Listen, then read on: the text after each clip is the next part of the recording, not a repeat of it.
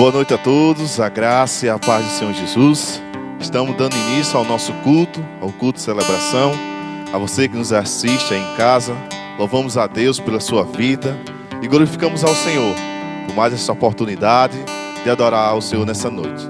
Amém?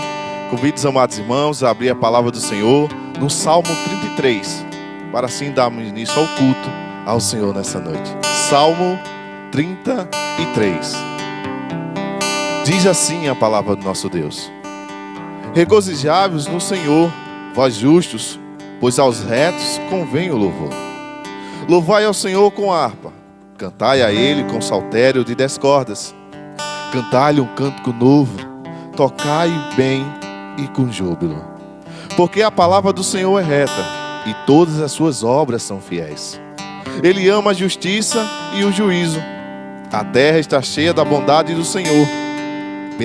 Pela palavra do Senhor foram feitos os céus, e todos os exércitos deles, pelo Espírito de sua boca. Ele ajunta as águas do mar como no montão, põe os abismos em tesouros. Tema toda a terra ao Senhor, temam-no todos os moradores do mundo, porque falou e tudo se fez, mandou e logo tudo apareceu.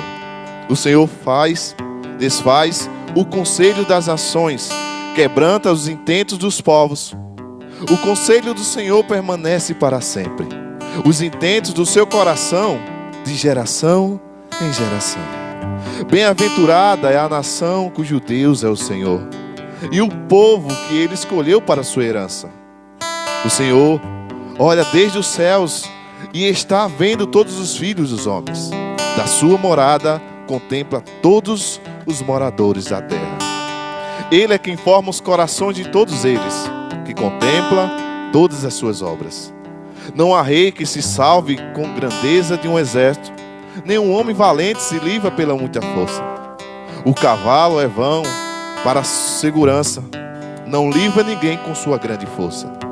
Eis que os olhos do Senhor estão sobre os que o temem, sobre os que esperam na sua misericórdia, para livrar sua alma da morte e para os conservar vivos na fome. A nossa alma espera no Senhor, Ele é nosso auxílio e nosso escudo. Pois nele se alegra o nosso coração, porquanto temos confiado no seu santo nome. Seja a tua misericórdia, Senhor, sobre nós, como em ti esperamos. Amém? Vamos juntos, versos 18. Eis que os olhos do Senhor estão sobre os que o temem, sobre os que esperam na sua misericórdia. Amém? Vamos ao Senhor em oração nessa noite. Senhor, nós te damos graças, ó Pai. Nos alegremos nessa noite, pois o Senhor é quem criou todas as coisas, ó Pai, pelo poder da tua palavra. Nos achegamos ao Senhor por meio do teu Filho Jesus Cristo, o teu Filho bendito, o qual se entregou em favor de cada um de nós, Senhor Deus. É com muita alegria no nosso coração que estamos aqui para te adorar a esse Deus que está no alto e sublime trono, cheio de glória e majestade, Senhor. Pois nada foge do controle das mãos do nosso Deus, o Criador dos céus e da terra. Ó Senhor, como é bom saber que temos um Deus em quem podemos confiar. Sabemos que temos um Deus que está no controle de todas as coisas. Um Deus que governa da eternidade à eternidade, Senhor. Que nessa noite possamos, ó Pai, junto com nossos irmãos, adorar o teu nome, glorificar o Senhor, pois somente tu és, ó Pai, digno de receber o nosso louvor, a nossa adoração e de ser adorado neste lugar. Nos alegremos no Senhor, pois a sua misericórdia são a causa de nós sermos consumidos. Recebe nessa noite, Senhor, o nosso louvor e a nossa adoração, no nome de Jesus. Amém. Vamos continuar adorando ao Senhor nessa noite, agora com os louvores, para a glória de Deus, em nome de Jesus.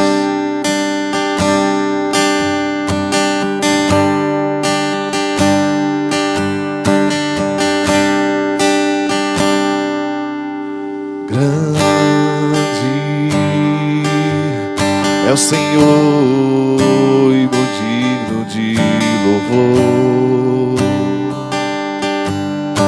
cidade do nosso Deus, seu santo monte. Alegria de toda a terra.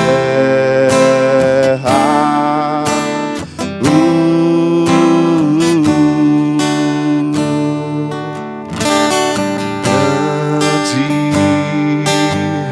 é o Senhor em quem nós temos a vitória e que nos ajuda contra o inimigo. Por isso diante dele nos prostramos, adoramos.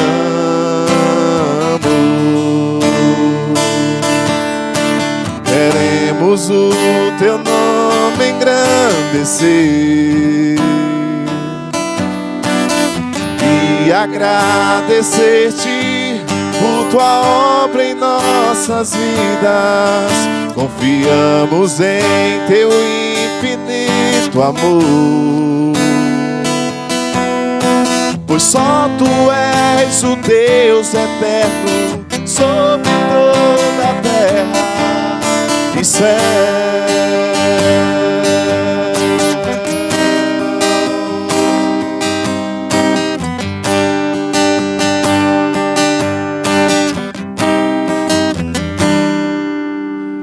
Grande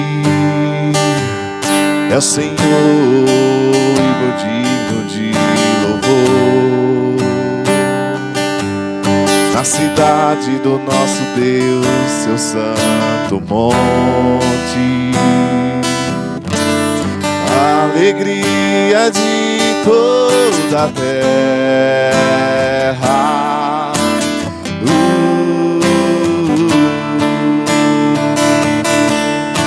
Queremos o teu nome engrandecer e agradecer-te por tua obra em nossas vidas.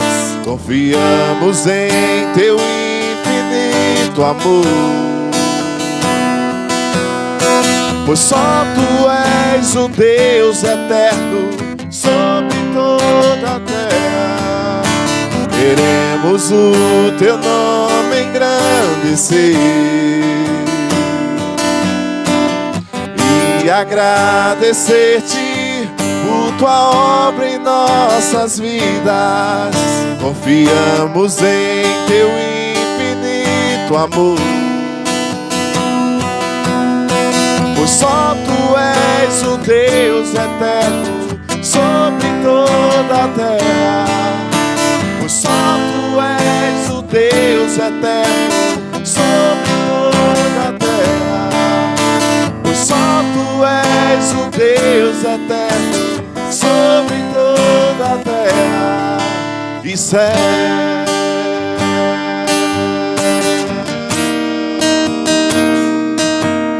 E céu.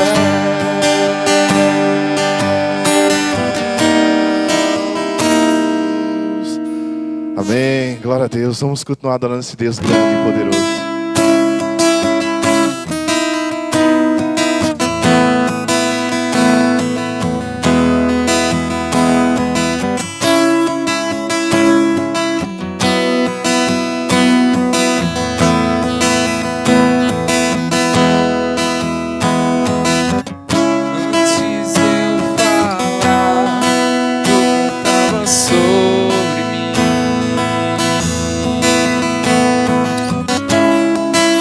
Tem sido tão, tão bom pra mim. Antes eu respirar, soprasse tua vida em mim. Tem sido tão, tão bom pra mim. Impressionante.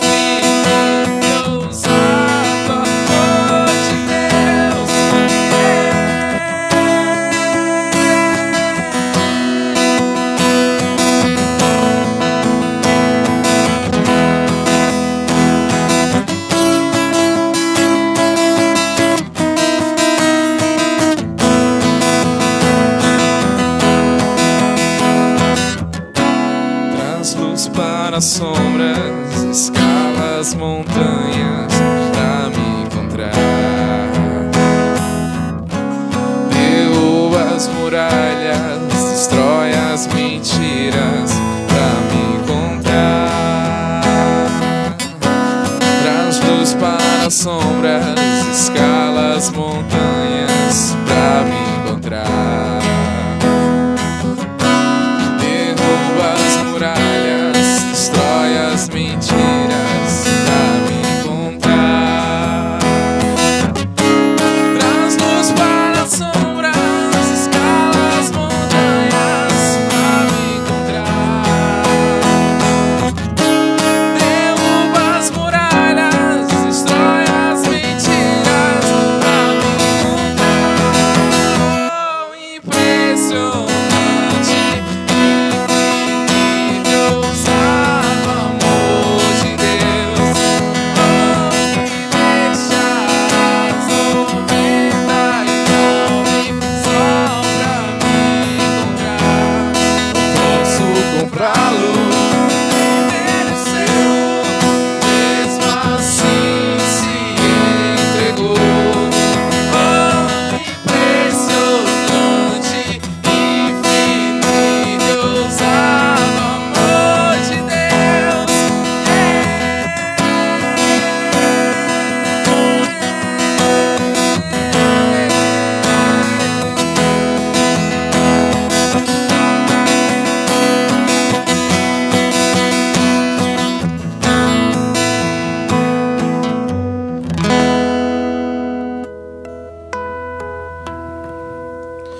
Amém. Amados irmãos, graça e paz do Senhor Jesus a todos. Desejamos uma boa noite, esperamos que os irmãos estejam bem. Louvado seja o Senhor por essa oportunidade, mais essa oportunidade, de cultuarmos o seu nome. Em nossas casas, com as nossas famílias, temos a grandeza, a bela oportunidade de estarmos aos pés do Senhor, para ouvir a sua palavra, cantarmos louvores, ainda não juntos, mas graças a Deus temos a oportunidade de fazer isso. Eu peço que você abra sua Bíblia no livro do profeta Isaías, capítulo 59.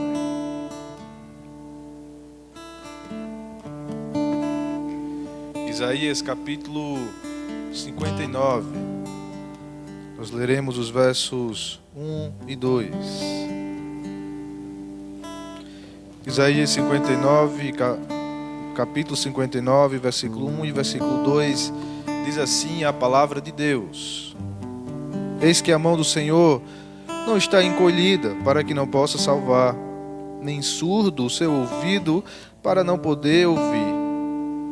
Mas as vossas iniquidades fazem separação entre vós e o vosso Deus, e os vossos pecados encobrem o seu rosto de vós, para que não vos ouça.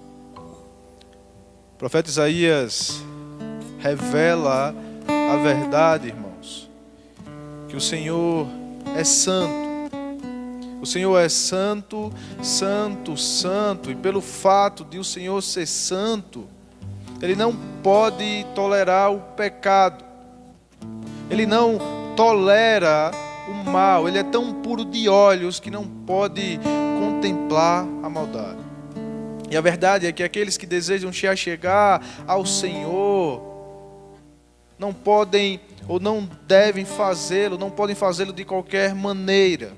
O profeta revela a verdade que os nossos pecados causam separação entre nós e Deus, que é como se o Senhor encobrisse os seus olhos por causa dos nossos pecados. O pecado não é brincadeira, amado irmão. O pecado é algo que afronta a natureza santa e perfeita do nosso Deus. Portanto, não devemos brincar com o pecado. Não devemos menosprezar a santidade do Senhor. Por isso eu lhe convido a um momento de reflexão. Curve sua cabeça, olhe para dentro de si mesmo e veja como está diante de Deus. Confesse os seus pecados ao Senhor. Clame por misericórdia. Faça isso, em nome de Jesus.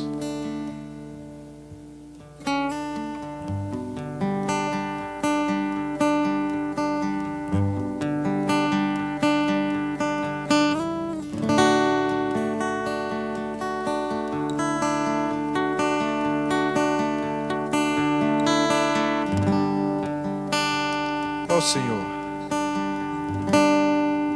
o Senhor é santo, santo, santo. O Senhor é majestoso. E o teu caráter é imutável. O Senhor é glorioso, Senhor. Nós somos tão falhos e pequenos, Senhor, indignos do Senhor. Nós queremos nessa hora reconhecer a nossa miserabilidade, Senhor, reconhecer as nossas fraquezas e reconhecer que temos pecado diante do Senhor. Reconhecemos que não há como se esconder, não há como nos escondermos, ó Deus, da Tua presença. Não há como colocarmos máscaras diante do Senhor, porque o Senhor nos vê não somente a aparência, o Senhor vê e conhece o nosso interior, o Senhor nos conhece do mais profundo da nossa alma. O Senhor conhece não somente o que fazemos, mas o Senhor conhece as nossas motivações. E temos, ó Deus, pecado contra o Senhor. Nós temos nos rebelado, Senhor, contra a Tua vontade. E pela nossa própria força, por vezes queremos andar segundo os desejos da nossa carne, fazer a nossa própria vontade, como se não tivéssemos um Senhor acima de nós. Quão tolos e fracos, ó Deus. E assim nós nos achegamos, confessando ao Senhor os nossos erros, a nossa imoralidade, confessando ao Senhor a nossa falta de domínio próprio, a nossa insensatez, as nossas mentiras, os nossos fracassos. Nós queremos rasgar o nosso coração diante do Senhor e confessarmos ao Senhor que não temos andado tão bem assim, e assim implorarmos, rogarmos, ó Deus, pelo Teu perdão. Ainda que estejamos assim fracos e debilitados, não há outro lugar para o qual possamos ir senão para o Senhor. Não há outro que possa nos salvar, não há outro que possa nos perdoar, não há outro meio, ó Deus, pelo qual possamos mudar senão correndo para o Senhor. E aqui nós estamos, Senhor. Perdoa os nossos pecados, ó Deus. Limpa as nossas imperfeições. Purifica-nos da nossa maldade, Senhor. E nos recebe mais uma vez em Tua presença, nos dando a graça, Senhor, para vivermos em comunhão contigo. É assim que nós oramos, ó Pai, em nome de Jesus. Para aqueles que se achegam ao Senhor, amado irmão, em verdadeiro quebrantamento, a palavra nos diz, o apóstolo João em sua primeira epístola, capítulo 1, versículo 9: se confessarmos os nossos pecados, Ele é fiel e justo para nos perdoar os pecados e nos purificar de toda injustiça. A palavra nos assegura, irmãos, que um coração quebrantado o Senhor não rejeita. Se de fato chegarmos a Deus com arrependimento sincero, confessarmos diante dele os nossos pecados, ele é fiel e justo para nos perdoar,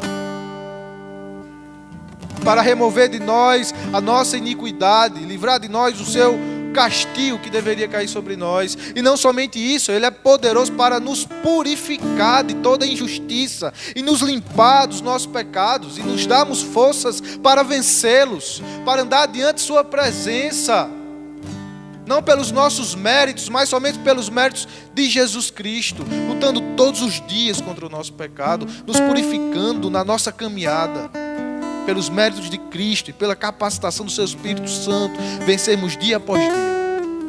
E essa é a nossa caminhada cristã. Portanto, se alegre. Nosso coração pode se encher de júbilo com essa verdade. O Senhor nos perdoa e nos purifica e nos dá graça para caminharmos um pouco mais. Vamos louvá-lo por causa de Jesus e dos méritos de Jesus. Em nome de Jesus. Amém, amém. Glória a Deus. Eu convido a você que está em casa, nos assistindo, a adorar o Senhor nessa noite, com muita alegria no seu coração. Como explicar a tua graça, se ela é tudo que eu preciso e não mereço? E com raiar de novo dia, vem misericórdia nova sobre mim. Se de graça eu recebo, se eu sei que não mereço, tudo vem de ti. Certamente que a bondade e também misericórdia vem atrás de mim.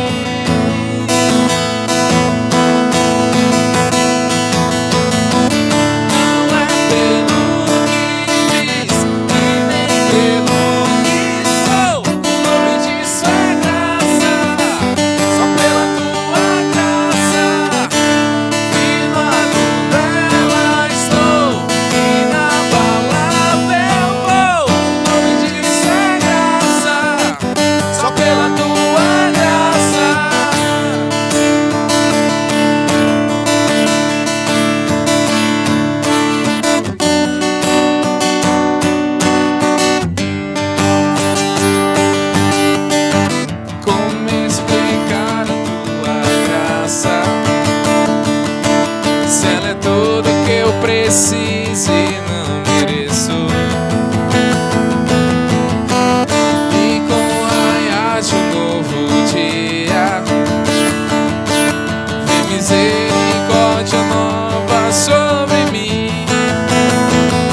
Se de graça eu recebo, se eu sei que não mereço, tudo vem de ti.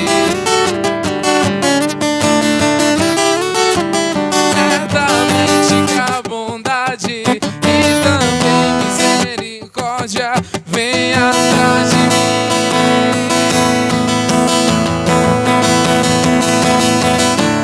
Não é pelo que fez e nem pelo que sou, o nome disso é graça, só pela tua graça. Firmado nela estou, inabalável vou, o nome disso é graça, só pela tua graça. Não é pelo que fez, nem pelo que sou, o nome disso é graça, só pela tua graça. Firmado nela estou, inabalável vou, só pela tua graça, Senhor. Amém. Vamos continuar adorando ao Senhor.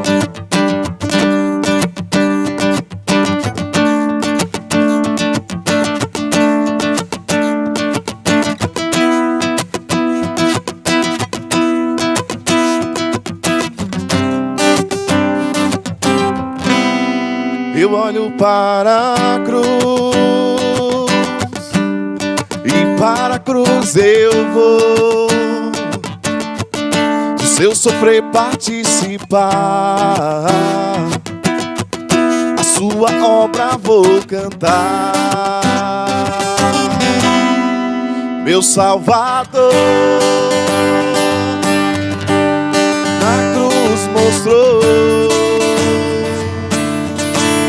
o amor do Pai,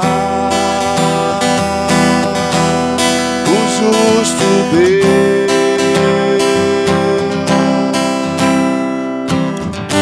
Pela cruz me chamou, gentilmente me atraiu e eu, sem palavras, me aproximo, quebrantado por seu amor. Pela cruz me chamou, gentilmente me atraiu e eu, sem palavras, me aproximo, quebrantado por seu amor.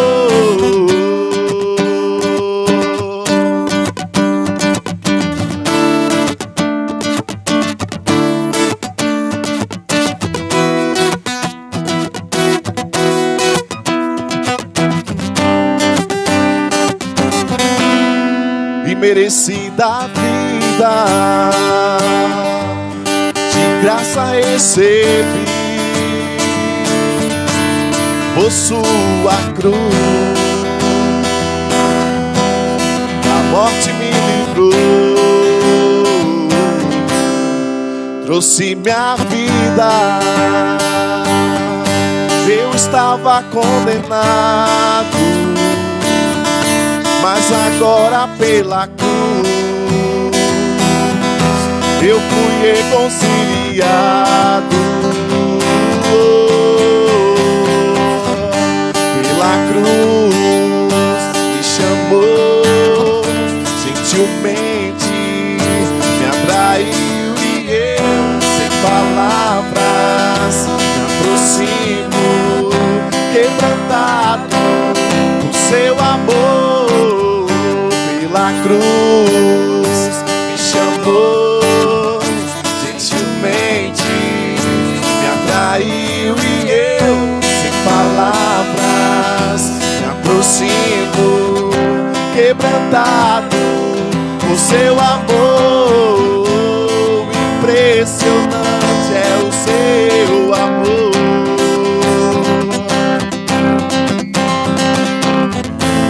que me redimiu e me mostrou o quanto é fiel. Impressionante é o seu amor,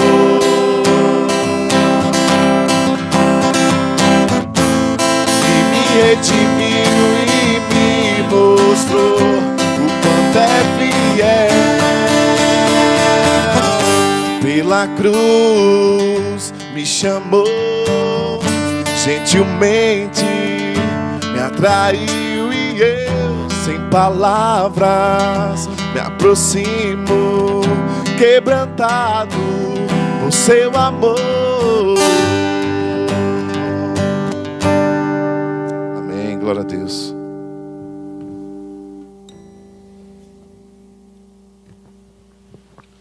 Amém. Livro do profeta Malaquias, no capítulo 3, versículo 10, os irmãos conhecem bem esse texto. Diz o seguinte: trazei todos os dízimos à casa do tesouro, para que haja mantimento na minha casa. E provai-me nisto, diz o Senhor dos Exércitos, se eu não abrir as janelas do céu e não derramar sobre vós bênção sem medida.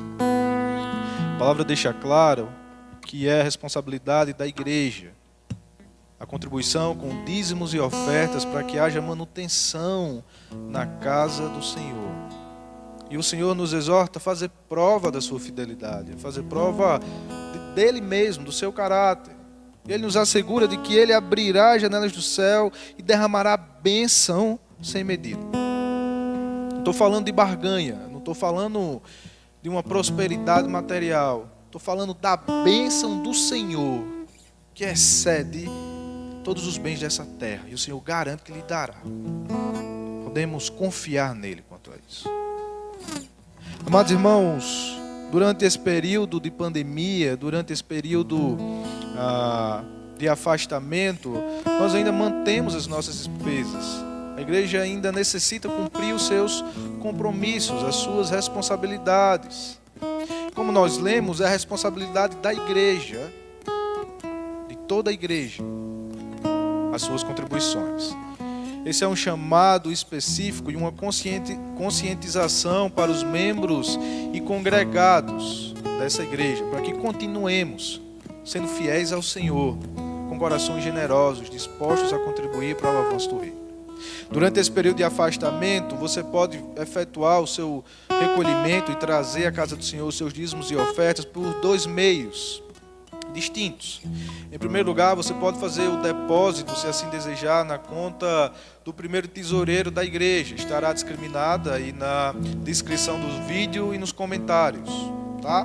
E em segundo lugar, você pode solicitar que algum membro da junta diaconal vá até o seu encontro para poder fazer o recolhimento.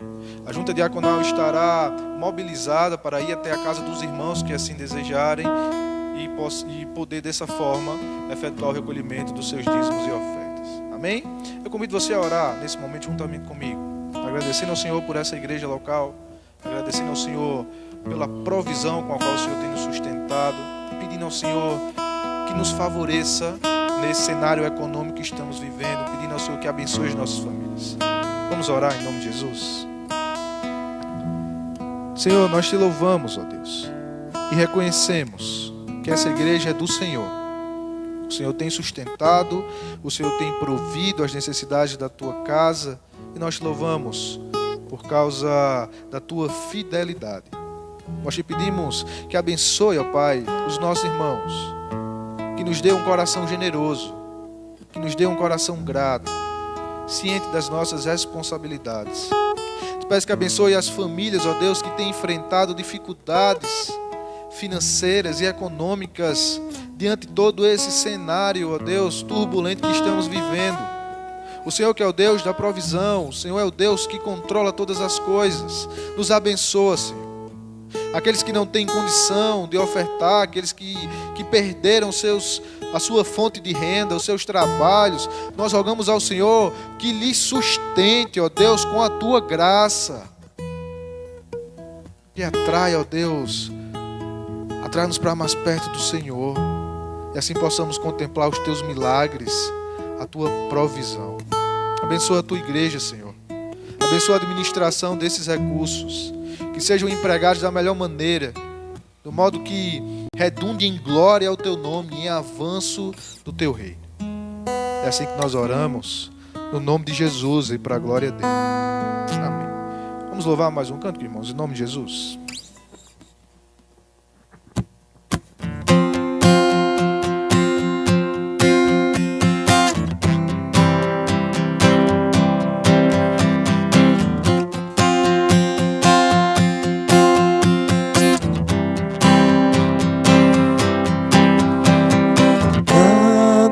Nos separará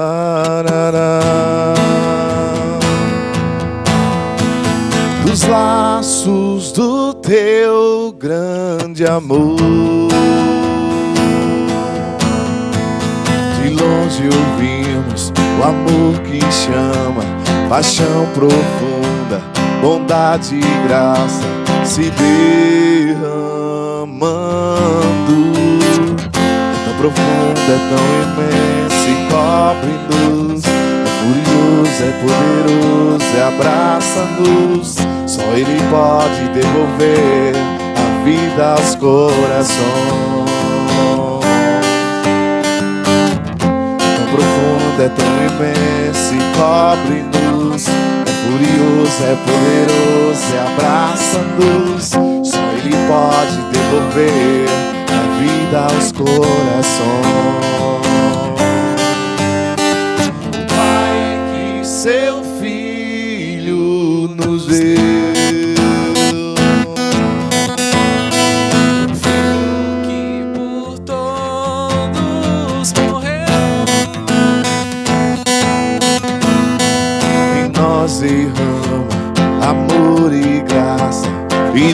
convida à sua mesa, nos alcançando.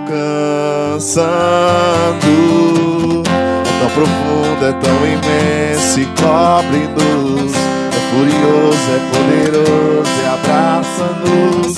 Só Ele pode devolver a vida aos corações. Profundo, é tão imenso e cobre-nos. É furioso, é poderoso e abraça-nos. Só Ele pode devolver a vida aos corações.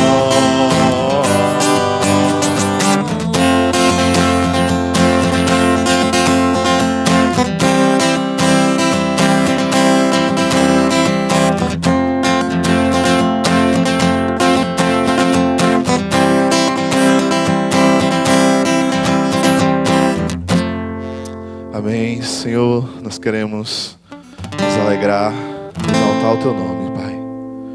Por tudo que o Senhor tem feito no nosso meio, pela Tua maravilhosa graça, pelo Teu infinito amor, Pai, que tem nos amado.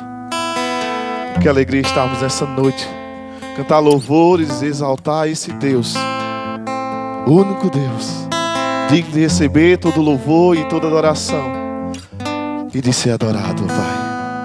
Nós rogamos ao Senhor nessa noite, continua a falar conosco, ó Pai. Nós rogamos ao Senhor que o Senhor ministre os nossos corações através da Tua palavra, Senhor. Que os nossos irmãos, ó Pai, que estão nos assistindo, que a Tua palavra venha penetrar na boa terra dos seus corações. Estamos aqui, Senhor, somente para adorar o Teu nome, a esse Deus grande e soberano, onde está sentado no alto e sublime trono, um trono cheio de graça, poder e glória, Senhor. Nós nos alegramos nessa noite, ó Pai, porque aprova o Senhor amar cada um de nós, enviando o Seu Filho Jesus, que morreu a nossa morte, que morreu pelos nossos pecados. Nos alegramos porque o Senhor nos tirou das trevas, ó Pai, nos transportou para o reino do Filho do Seu amor. Nós não merecíamos. A única coisa que merecíamos, Senhor, era a condenação eterna. Mas essa graça, esse amor, o Teu Filho Jesus, Ele nos deu vida. Ele nos deu uma nova vida nele mesmo. Porque Ele é o Cordeiro de Deus que tira o pecado do mundo. Ele é o pão vivo que desceu do céu. A esse Jesus nós rendemos todo louvor e toda adoração. Recebe, Senhor, nessa noite a nossa adoração, e que o Teu nome seja glorificado. Cativa nosso pensamento ao trono da Tua graça, e que possamos continuar te adorando o Teu nome, em nome de Jesus. Amém.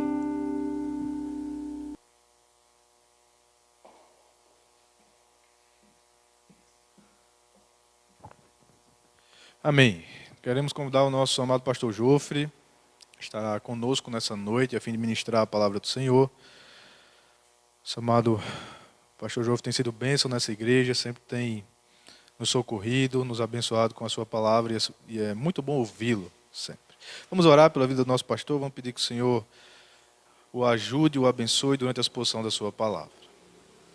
Nós rogamos ao Senhor, ó Deus, deixa feita pela vida do Teu Filho, pedindo ao Senhor que abençoe a sua vida, que lhe conduza, ó Deus, durante a ministração da Tua palavra.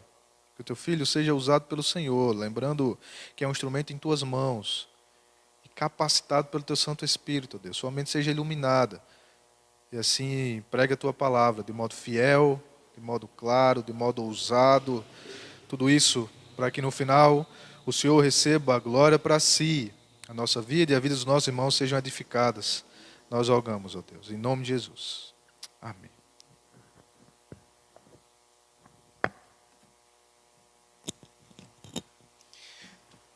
Meus irmãos, a paz do Senhor Jesus, que o Senhor esteja abençoando a sua vida, aonde quer que você esteja, aí em sua casa, aí com a sua família, nesses tempos extraordinários que estamos vivendo, nesses tempos excepcionais, seria a palavra mais correta a ser dita nesses tempos excepcionais em que estamos vivendo, que o Senhor esteja te abençoando, abençoando você e a sua família, lhe trazendo paz, tranquilidade e sossego no coração. Que Deus, que você esteja sendo um canal de bênção para a sua família nestes tempos. Meus amados irmãos, quero convidar você que está nos acompanhando através das plataformas digitais, através deste canal de comunicação, através da internet, você que está nos acompanhando, nós queremos convidar você nesta noite que o Senhor nos proporciona, e desde já quero agradecer ao pastor Alencar e ao conselho da igreja que nos confia mais uma vez a honra de estar no púlpito desta igreja para ministrar a palavra do Senhor. Agradeço a Deus a oportunidade e ao pastor Alencar e ao conselho desta igreja que nos recebe sempre com tanto carinho e alegria.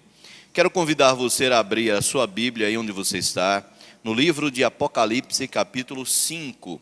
Livro do Apocalipse, capítulo 5.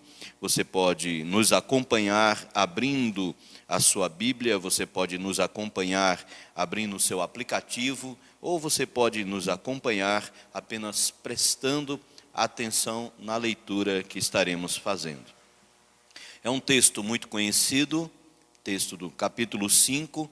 Nós, à medida que formos discorrendo na mensagem, à medida que formos expondo o texto bíblico, nós vamos sempre estar recorrendo a ele.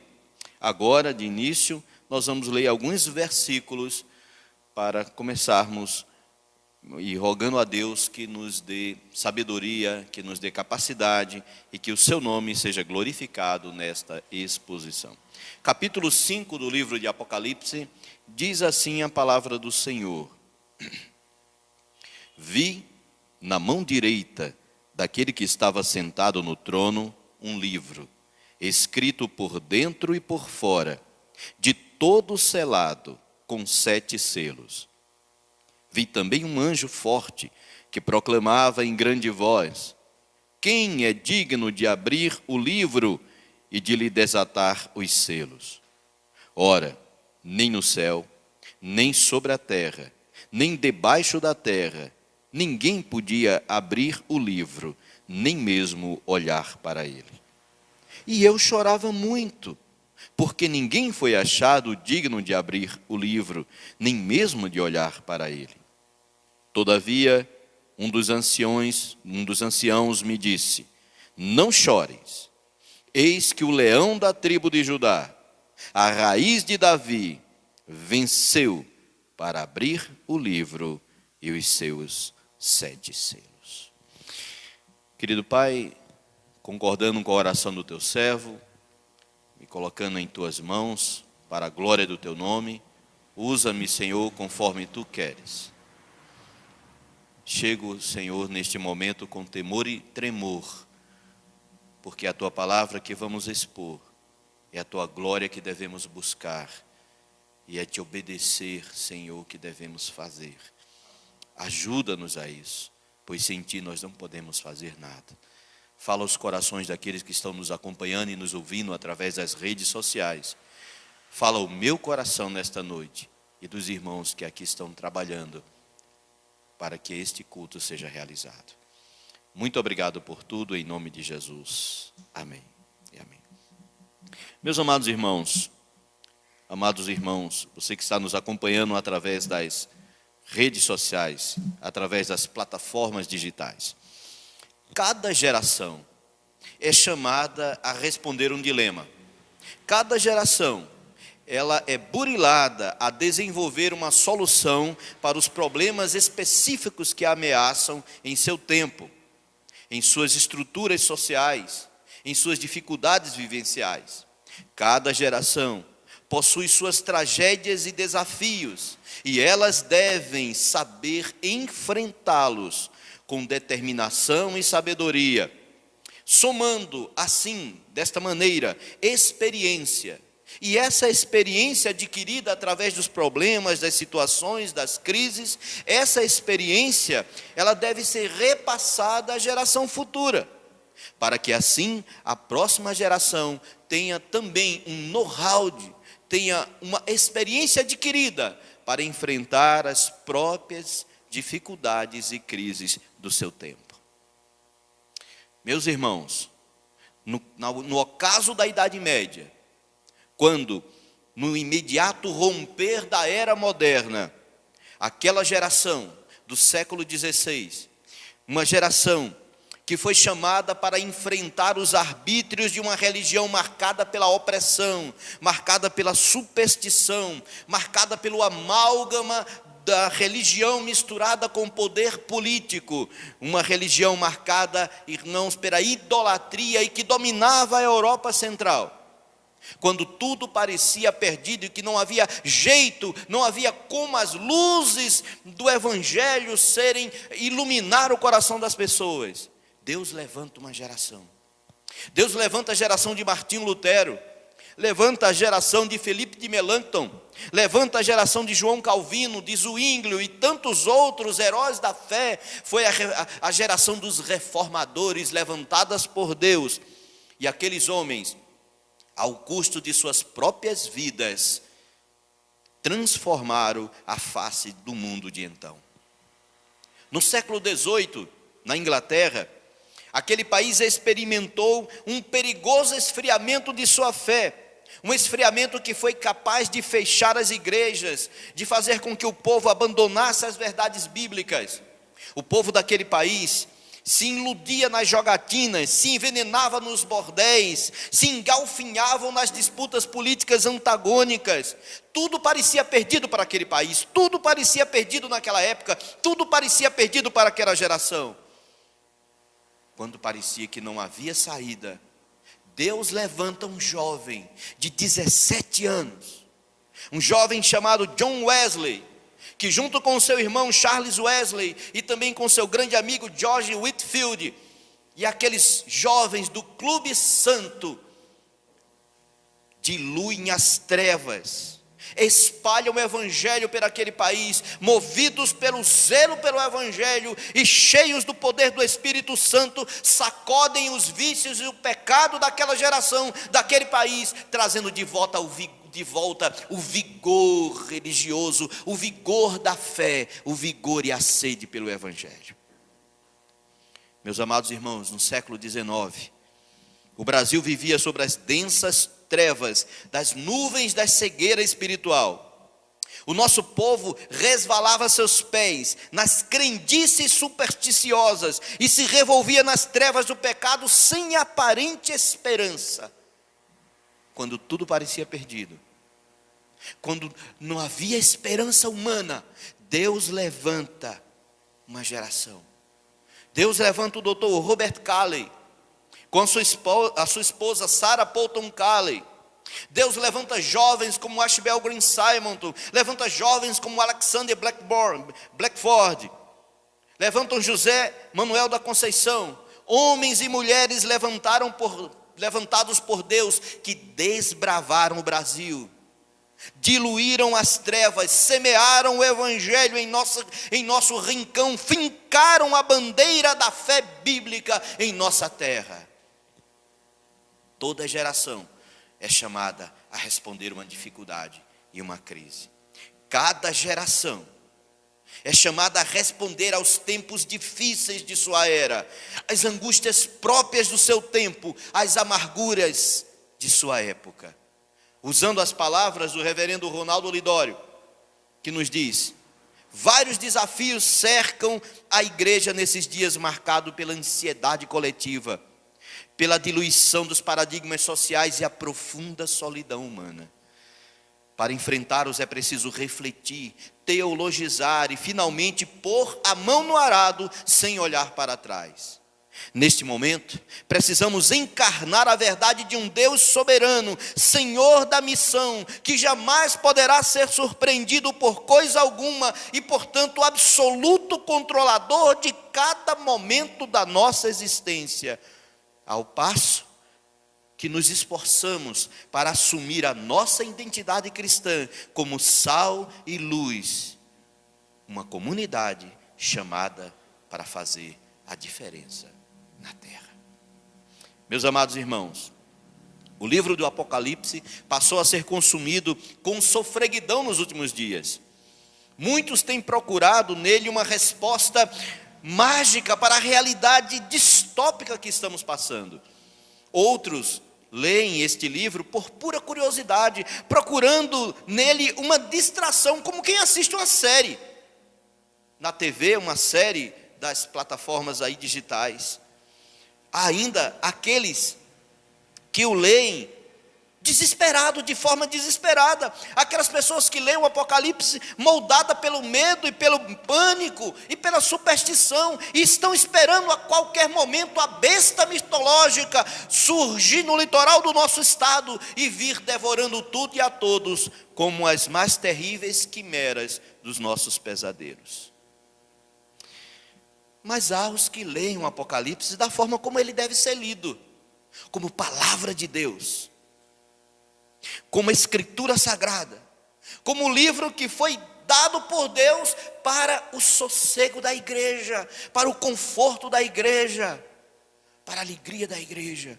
Apocalipse, meus irmãos, é o livro da vitória da igreja. Foi numa das piores épocas para a igreja que este livro foi escrito. Em Roma, sentava-se no trono do poder humano o imperador Domiciano. E este, fomentado pelos inimigos do evangelho, engendrou uma das mais terríveis perseguições à igreja. O último dos apóstolos vivos, João, foi preso e exilado na ilha de Patmos. E ali, naquela terrível ilha-prisão, o apóstolo semicego, idoso, recebe de Deus visões transformadoras. Como o reverendo Hernandes Dias Lopes costuma dizer, quando as portas da terra estão fechadas, quando as portas dos homens estão fechadas, quando as portas deste mundo estão fechadas, Deus abre uma porta nos céus. Quando todas as portas pareciam estar fechadas para João, Deus abre uma porta nos céus. E ali, em sucessivas revelações, Deus concede ao velho apóstolo visões do que foi, do que é e do que está por vir, do que virá a acontecer no mundo, na igreja, na minha e na sua vida. Depois de apresentar o livro, meus irmãos, no capítulo 1, João vai apresentando a visão de Jesus agora diferenciado. João apresenta a visão de Jesus completamente diferente, conforme terminam os evangelhos, conforme parte do evangelho vai terminando. Aqui Jesus não é mais aquele que está crucificado, agora Jesus não é aquele humilhado, Jesus não é aquele que foi morto, mas é aquele que está vivo, mas é aquele que venceu, mas é aquele glorificado. Jesus aqui não é mais aquele que foi julgado, mas é aquele que, como juiz todo-poderoso, vem julgar os vivos e os mortos. Depois desse primeiro capítulo, João apresenta a mensagem de Jesus para a igreja, representado no número da perfeição, número 7, por isso que é listado 7 igrejas, que representa a igreja em todos os tempos. E as 7 igrejas, a saber, Éfeso, Esmirna, Pérgamo, Tiatira, Sardes e Filadélfia. Número da perfeição. Jesus manda então cartas a essas 7 igrejas, que representam a igreja em todos os tempos. No capítulo 4, meus irmãos, é muito interessante, porque no capítulo 4, João vai identificar vários elementos próprios do cristianismo e da igreja. Ali, irmãos, numa linguagem simbólica e semiótica, que é a dificuldade do livro de Apocalipse, é porque a sua linguagem é extremamente simbólica, semiótica, e ele usa de muitas símiles, muita simbologia. O livro não é tão difícil a sua compreensão a partir do momento que nós estudamos o significado dos símbolos. No capítulo 4, ele contempla Deus representado pelo trono e aquele que está sentado no trono, e o poder de Deus é representado pelos relâmpagos que cobrem e que iluminam o que está no trono.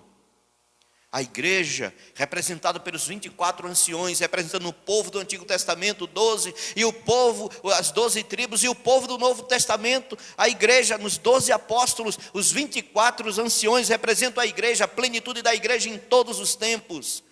A raça humana, representada nos seres.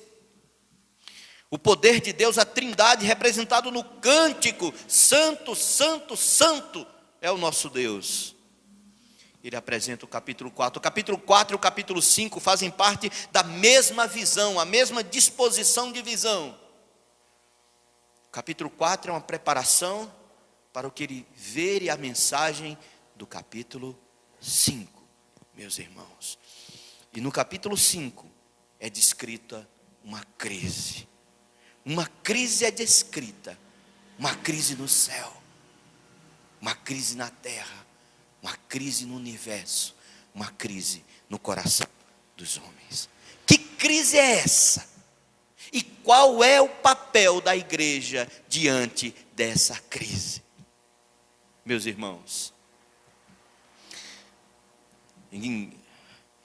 tomado pelo zelo e pelo amor da exposição da palavra, cometi um lapso de não informar o título da mensagem, que é o trono, o cordeiro, e o livro, a missão da igreja em tempos de crise. E qual é a missão da igreja em tempos de crise, meus irmãos? A missão da igreja em tempos de crise é saber que o trono não está vazio. Deus reina. A missão da igreja, você é igreja, meu irmão? Você é igreja, a missão da igreja é saber que o trono não está vazio. Deus reina. João diz: vi na mão direita daquele que estava sentado no trono. João começa o capítulo com uma certeza inequívoca. Ele percebe uma verdade bíblica irrefutável, uma realidade inquestionável. Há um trono no céu, e o trono não está vazio. É uma mensagem, irmãos, que é antagônica à mensagem daqueles que foram ao sepulcro, quando Cristo foi sepultado, e as mulheres e os apóstolos que foram ao sepulcro, a mensagem que eles têm para a igreja ao irem no sepulcro é: Ele não está aqui. O sepulcro está vazio, Ele não está aqui. Mas a mensagem de João, esse mesmo que foi ao sepulcro e viu o sepulcro vazio, esse mesmo João agora está no céu numa visão, e ele vê o trono, e antagonicamente, diferente do sepulcro, o trono não está vazio, Ele está ali no trono. O trono não está vazio, Ele está no trono. A realidade celeste é o oposto da realidade sepulcral. O trono não está vazio. Alguém ocupa este lugar. Alguém está ocupando este lugar privilegiado, este lugar de comando, este lugar de controle, este lugar de domínio. Alguém está no trono, e este alguém é Deus, o Senhor dos exércitos. Deus está no trono.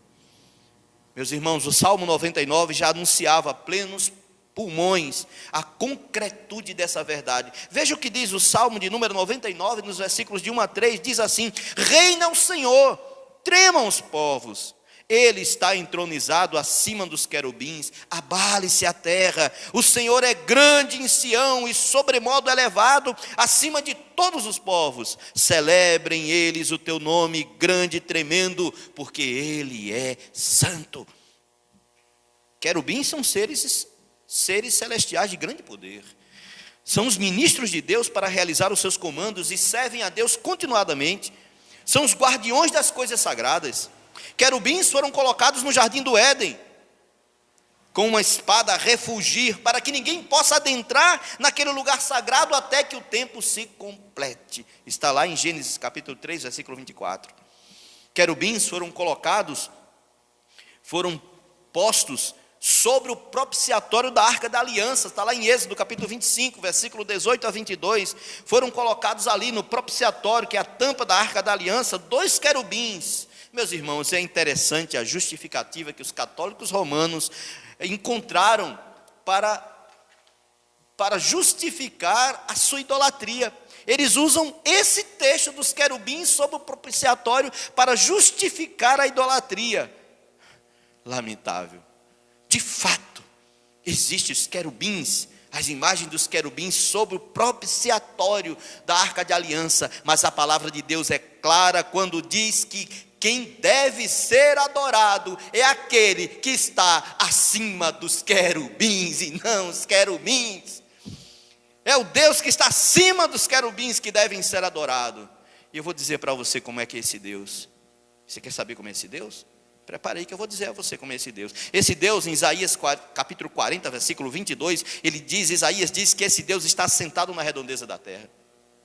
Gênesis capítulo 1 diz que esse Deus é aquele que pelo seu falar, pela sua palavra, tudo veio a existir do nada.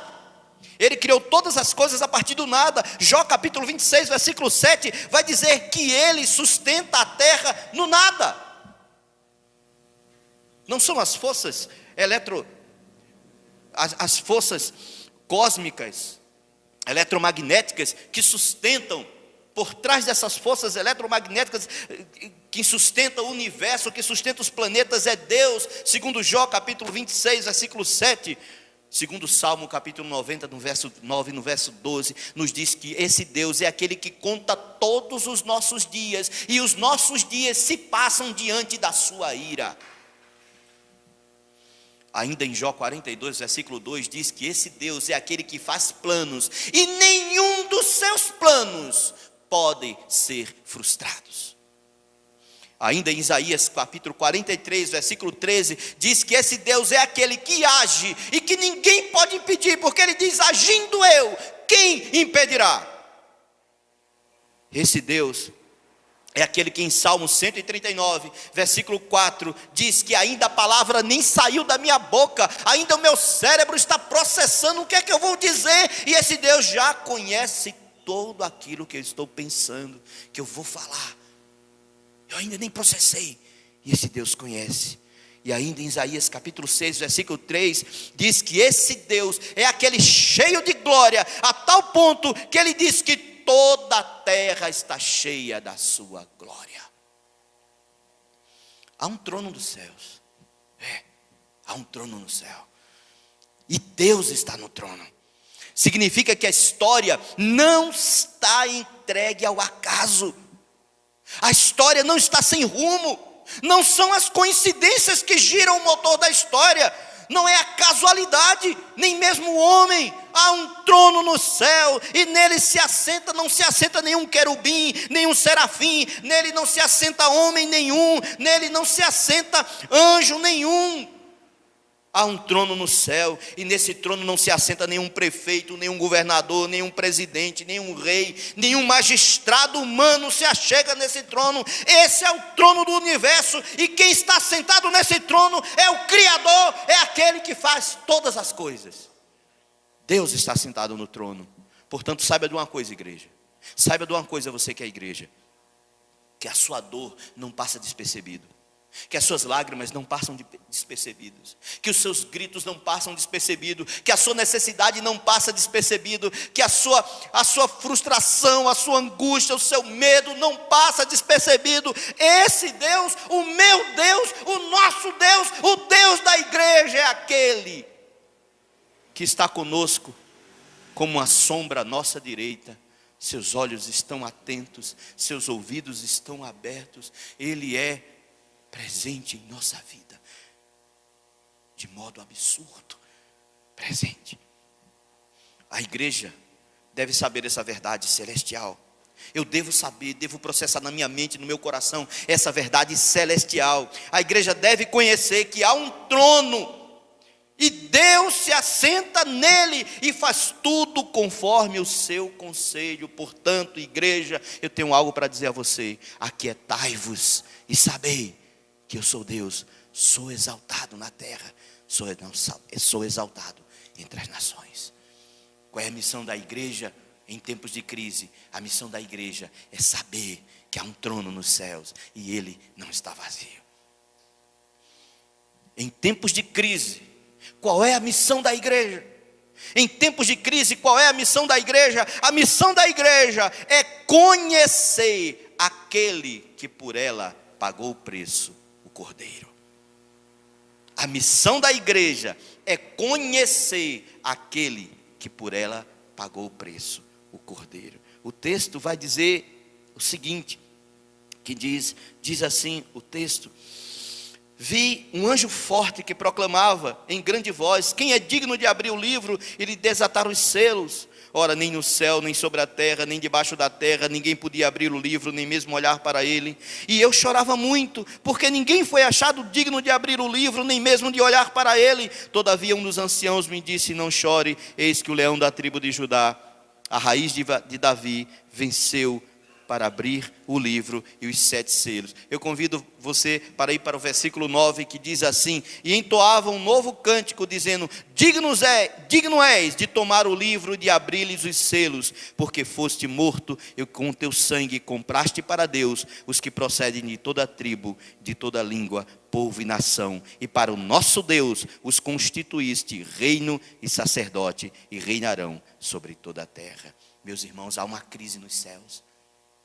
João identifica uma crise nos céus. Há uma crise no céu, há uma crise no universo, há uma crise na história, há uma crise nesta terra, há uma crise em nosso tempo.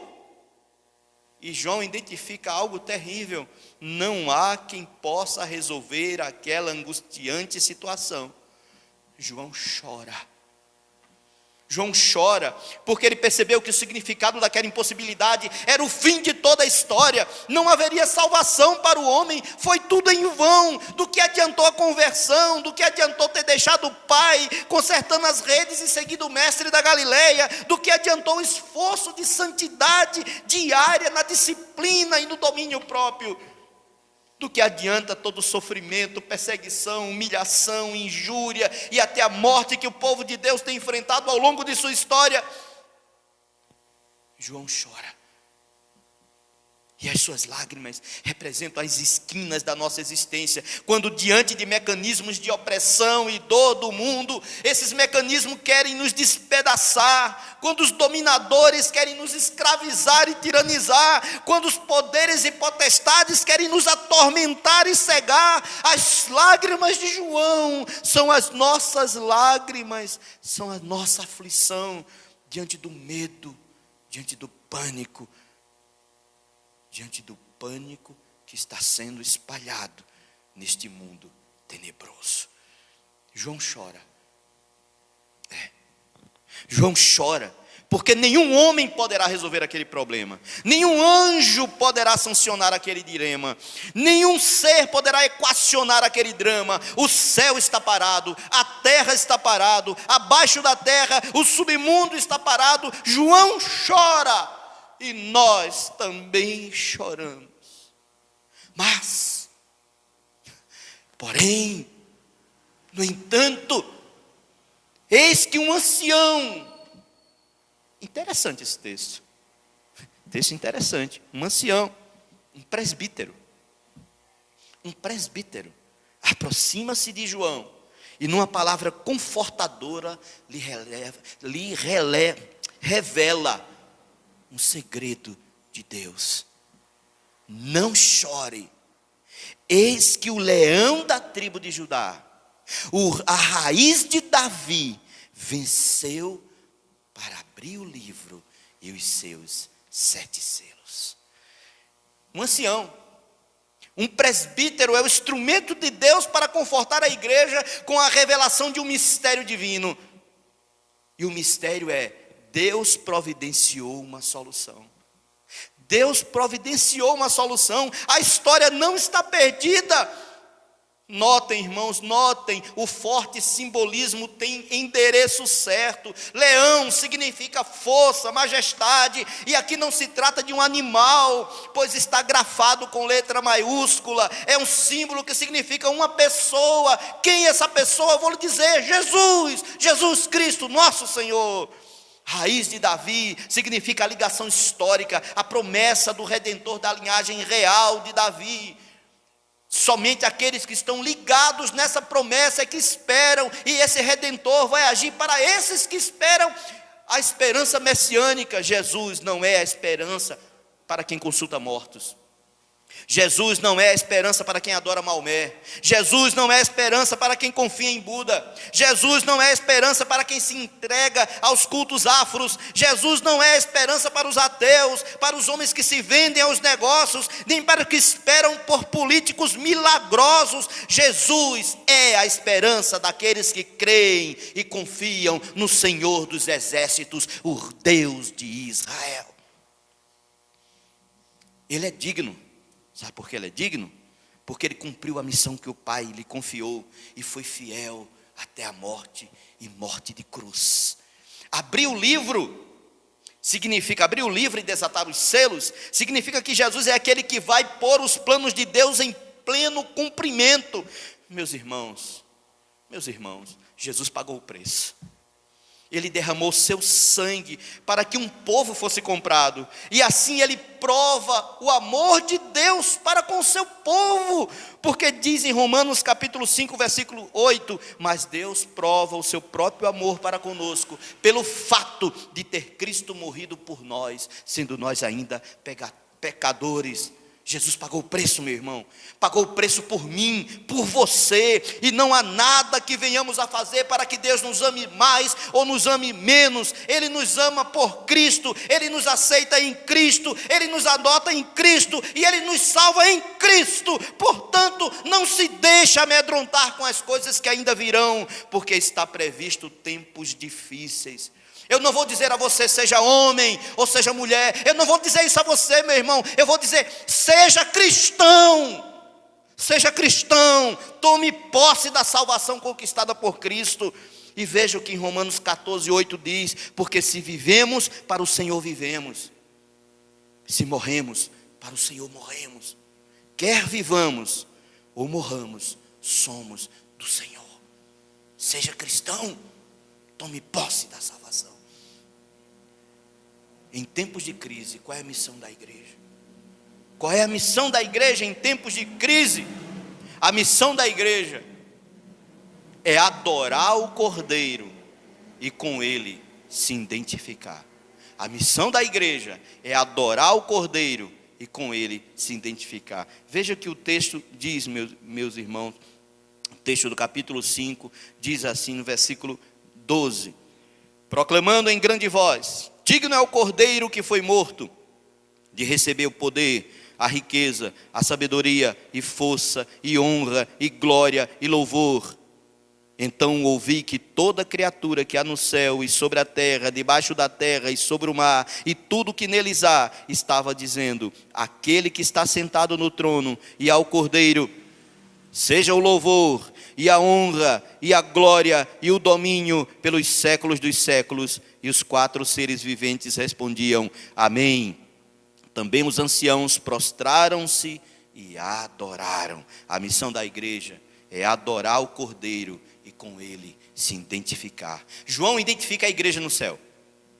E ela é tanto representada pelos 24 anciãos como símbolo do povo de Deus em todas as eras, como ela é representada pela multidão incontável que adora o Senhor.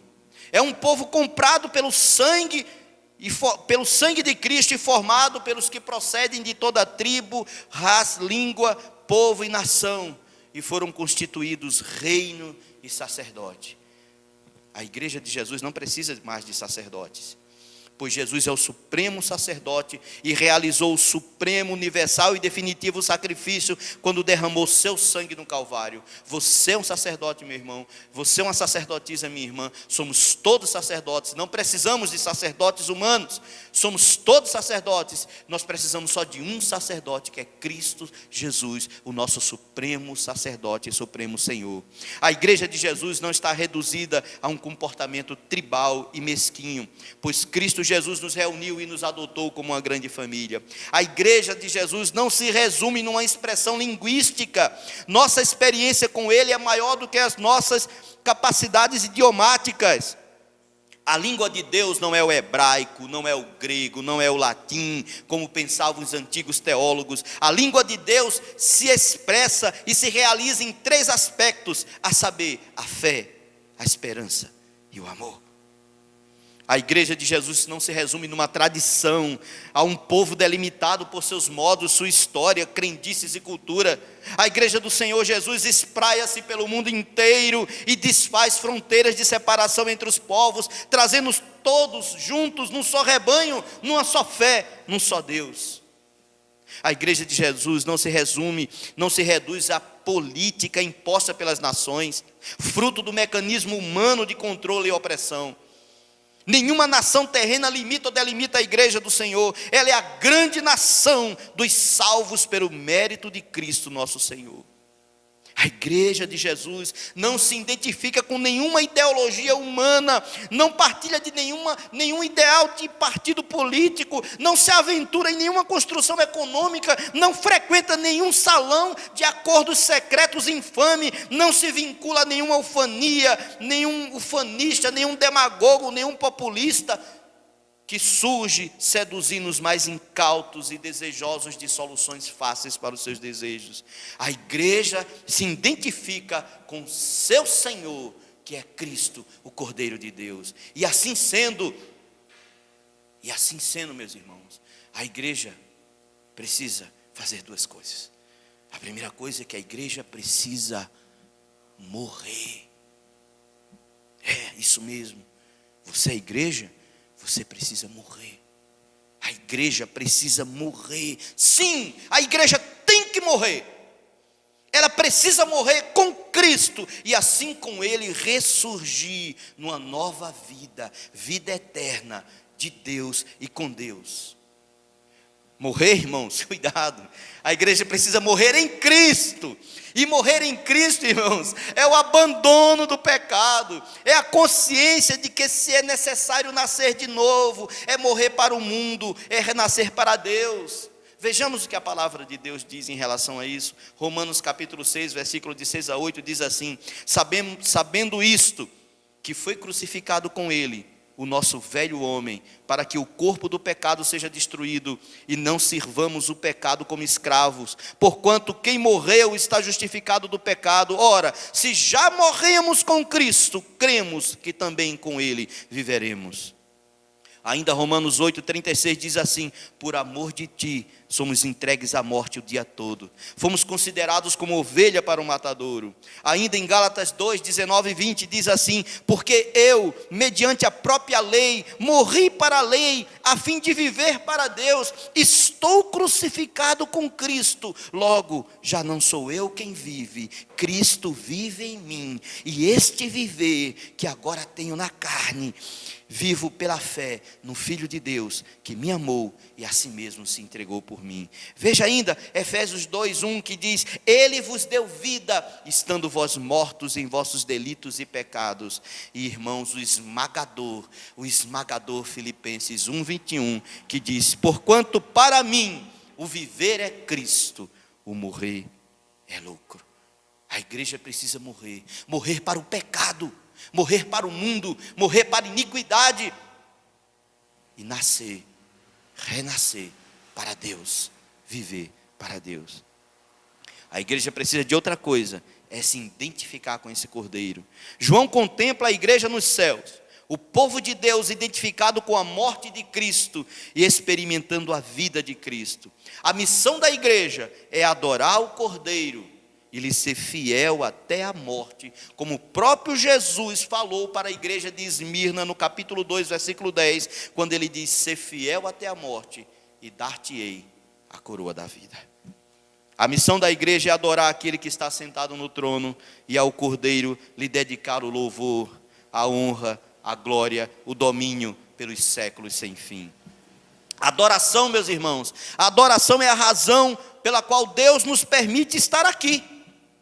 A adoração é a razão pela qual Deus permite a minha existência, a sua existência. Ele procura adoradores que o adorem em espírito e em verdade. Considere isso, meus irmãos, considere isso, porque quando adoramos ao Senhor, somos fiéis. Quando adoramos ao Senhor, corrigimos a nossa vida. Quando adoramos ao Senhor, abandonamos o mundo por amor a Cristo. Quando adoramos ao Senhor, contribuímos com alegria. Quando adoramos ao Senhor, evangelizamos com zelo. Quando adoramos ao Senhor, vivemos para Ele. Mas o que tudo isso tem a ver comigo? O que tudo isso tem a ver conosco? O que tudo isso tem a ver com você, meu irmão?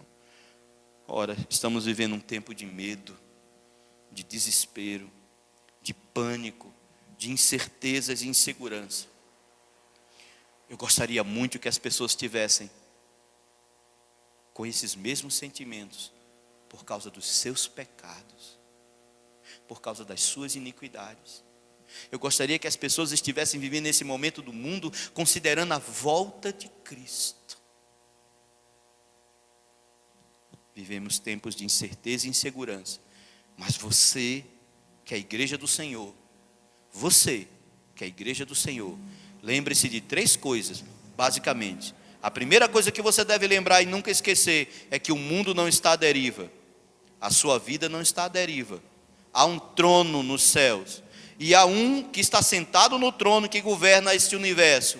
Esse trono não está vazio, pois o nosso Deus está nele assentado. E tudo governa de forma perfeita e faz tudo para a sua glória.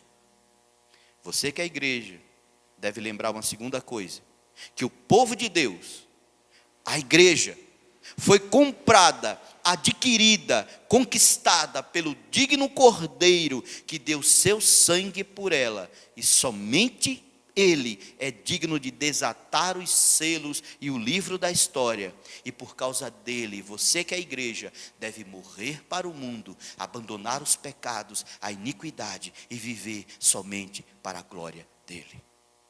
Você que é a igreja, deve lembrar de uma terceira coisa. Que o povo de Deus, a igreja, é chamada a morrer em Cristo.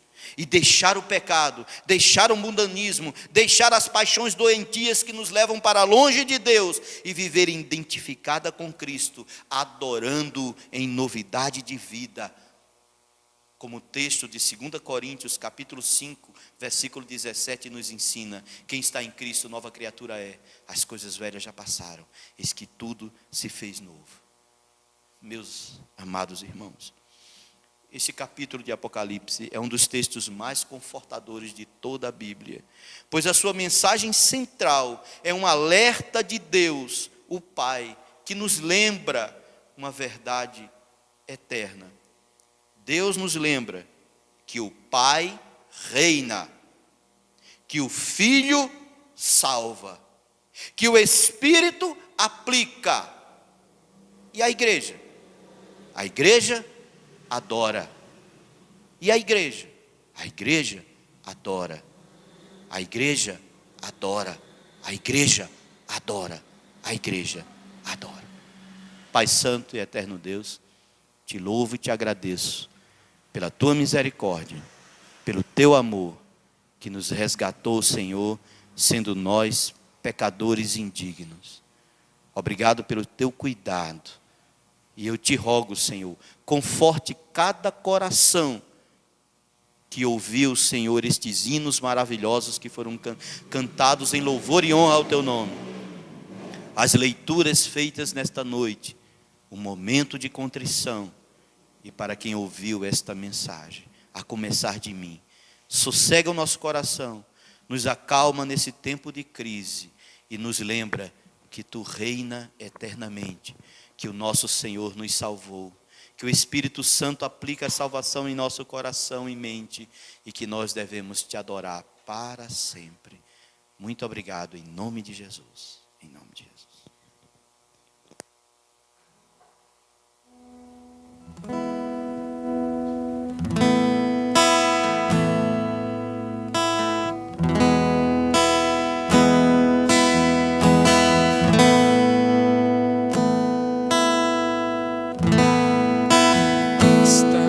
assentado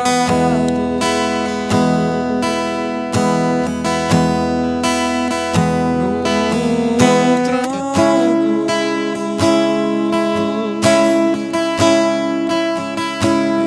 e ao Cordeiro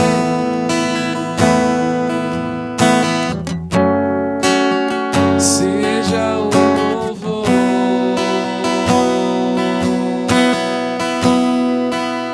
seja a honra,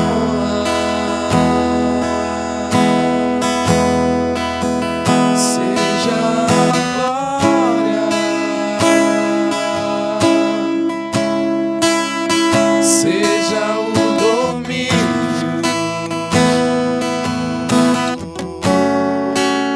séculos dos séculos.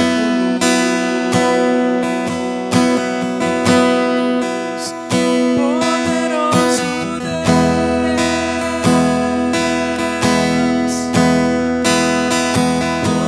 Deus,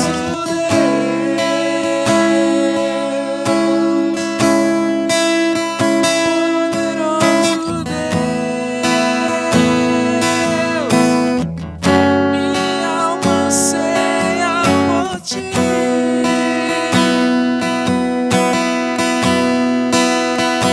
Deus, poderoso Deus,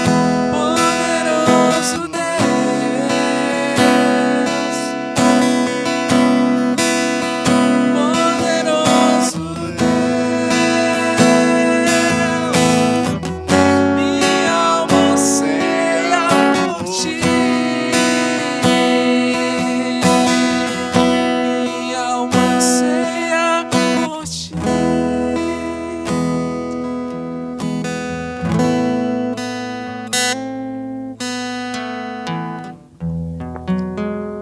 Amém. Nós te louvamos, ó Deus, por ouvir a tua palavra, sermos fortalecidos, edificados, animados, Senhor, por ti mesmo. O Senhor reina, o Senhor salva, nós te adoramos, Senhor. Obrigado por esse culto. Obrigado pela vida do nosso amado pastor. Que o Senhor continue abençoando, lhe fortalecendo, sustentando o seu ministério para a glória do teu nome. Nós oramos em nome de Jesus. Amém. Amados irmãos, nós queremos, desta feita, passar alguns avisos e reforçar também algumas orientações para toda a igreja. Amém? Queremos lembrar que terça-feira teremos o nosso culto de oração e também a nossa escola de discípulos, ainda no formato online, digital, pelas plataformas de mídias sociais. Convidamos aos irmãos a estarem conosco a partir das 7h30 da noite. Estaremos orando juntos, colocando diante do Senhor os nossos pedidos, as nossas petições, nossa adoração, nosso agradecimento. E também no segundo momento estaremos estudando, dando continuidade ao segundo módulo da nossa escola de discípulos. Estaremos estudando a doutrina da reforma protestante, agora mais especificamente os 5 solas. Terça-feira passada estudamos o primeiro sola, somente a Escritura. Nessa terça, com a graça de Deus, estaremos estudando somente Cristo, somente a graça. Amém? Domingo, irmãos, teremos culto de louvor e adoração ao Senhor, também por meio das plataformas e mídias digitais. Escutaremos a palavra do Senhor, louvaremos o seu nome, oraremos mais uma vez. Ser uma bênção. Se os irmãos se programem com suas famílias para juntos cultuarmos ao Senhor. Amém? Queremos dar um aviso, irmãos, da junta diaconal, tá? Nós queremos informar os irmãos que continuamos nos mobilizando a fim de prestar o devido auxílio e socorro àqueles que são necessitados, aos irmãos necessitados da nossa igreja e, se Deus assim permitir, ajudando aqueles que necessitam também, fora da igreja. Os irmãos sabem que vivemos um cenário econômico bem difícil. Algumas pessoas têm suspensas por hora a sua fonte de renda. E o que podemos fazer enquanto igreja é demonstrar o amor de Cristo, a misericórdia por meio das nossas ações. Estamos nos organizando a fim de arrecadar alimentos, a fim de formar cestas básicas e entregar àqueles que necessitam. Já temos alguns valores separados, já temos algumas doações de alimentos, e nós rogamos e chamamos a igreja a estar junto conosco. Se você tem possibilidade, se você tem disponibilidade de separar algum alimento, algum item de uma cesta básica, se você tem disponibilidade de separar algum valor para nos juntarmos forças nesse sentido, por favor, nos procure. Pode entrar em contato conosco, a junta diaconal estará recolhendo, estará se organizando para prestar auxílio àqueles que necessitam. Segunda orientação que gostaríamos de fortalecer é que os irmãos se aproveitem desse momento de reclusão, esses maiores momentos de isolamento, e se fortaleçam no Senhor. A nossa orientação, a nossa disposição é que entendermos esse momento como uma oportunidade de juntos cuidarmos de nós mesmos, buscarmos mais a presença do Senhor, buscarmos a sua face em arrependimento, em quebrantamento, em jejum e oração. É uma oportunidade pela qual as famílias podem ser fortalecidas, laços podem ser fortalecidos, restabelecidos. Momento de cuidado mútuo, do marido para com a esposa, da esposa para com o marido, dos pais para com os filhos. Então, creio que não está sendo fácil para nenhum de nós, mas esses momentos podem ser usados para a glória de Deus. Então, irmãos, a nossa orientação é que os irmãos se fortaleçam no Senhor. Não deem ocasião à vontade da carne, mas busquem a palavra do Senhor. Usemos desses momentos para buscá-lo, para adorá-lo, para servi-lo, na medida das nossas possibilidades, e vivermos esse momento. E quando acabar esse momento, quando estivermos juntos novamente, podemos nos alegrar em Deus, dizendo que vivemos essa quarentena, essa reclusão para a glória dele. Amém? Vamos orar encerrando o nosso culto, pedindo ao Senhor graça para essa semana, pedindo ao Senhor força para caminharmos um pouco mais e adorando, louvando a Ele por tudo. Ore juntamente comigo, em nome de Jesus. Nós te louvamos, Senhor, mais uma vez, porque o Senhor é bom.